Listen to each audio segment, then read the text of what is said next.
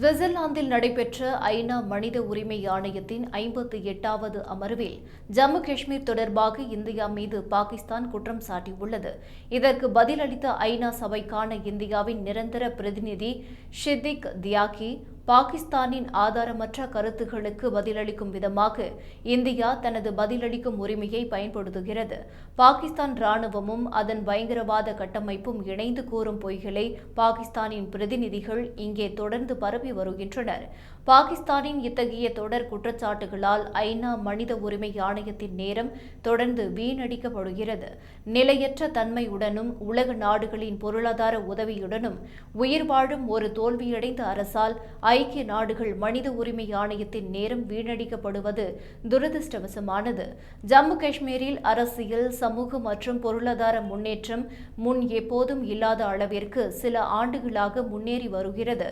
பயங்கரவாதிகளுக்கு துணிச்சலுடன் புகலிடம் அளிக்கும் பாகிஸ்தான் யாருக்கும் போதனை செய்ய முடியாது. இதுபோன்ற பிரச்சாரத்தை மதிக்க விரும்பவில்லை. ஆனால் சில எளிய விஷயங்களை சொல்ல வேண்டிய கட்டாயத்தில் இருக்கிறோம். ஜனநாயகம், முன்னேற்றம் மற்றும் அனைத்து மக்களுக்கும் கண்ணியத்தை உறுதி செய்வதில் இந்தியா கவனம் செலுத்துகிறது. இவை பாகிஸ்தான் கற்றுக்கொள்ள வேண்டிய விஷயம் என தெரிவித்துள்ளார்.